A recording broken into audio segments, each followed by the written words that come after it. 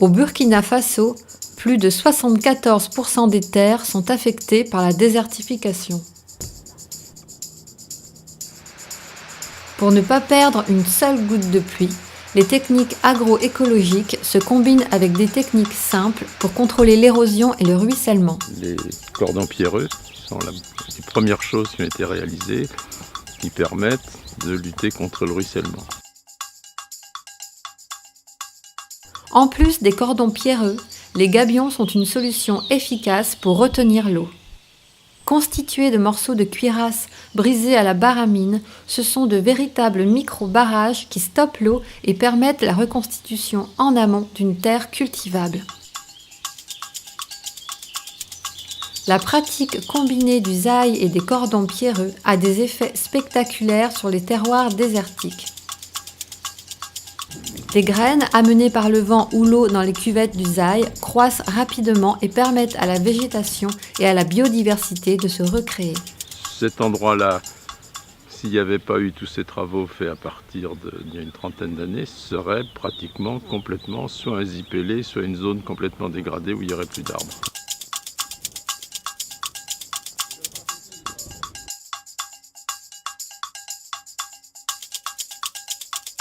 La régénération naturelle assistée permet d'augmenter la teneur en matière organique des sols et d'absorber les pluies. À terme, c'est le désert qui recule et les surfaces agricoles qui augmentent.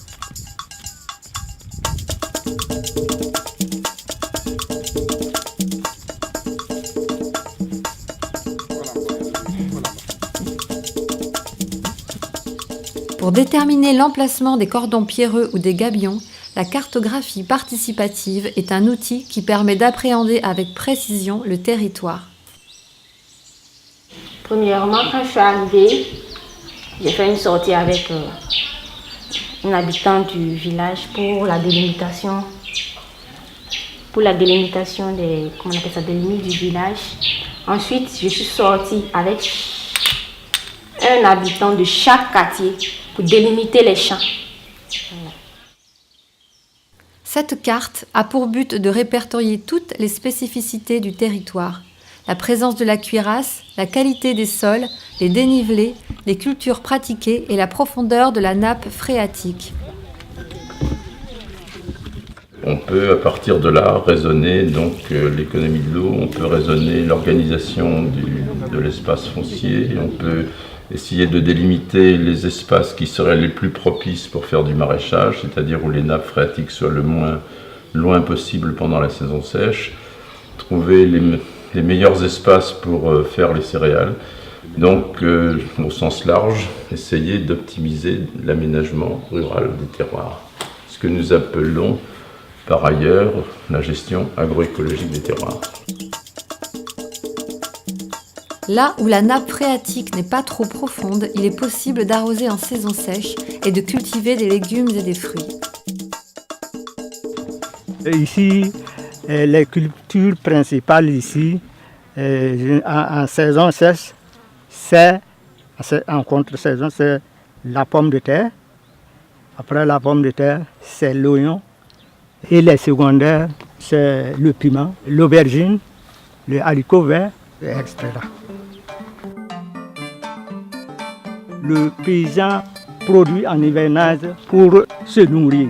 Et ce qui lui donne, qui régénère des fonds, c'est le maraîchage.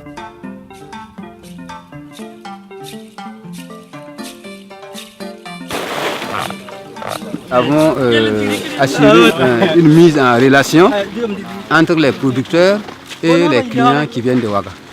Dans ce sens-là que vous avez ce matin une commerçante venue de Ouaga et qui est en train d'acheter donc, la production des maraîchers. Voilà.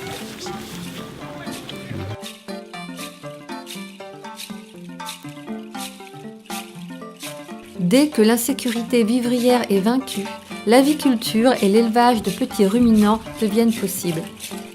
Cette diversification permet d'enrichir l'alimentation et d'obtenir des revenus conséquents.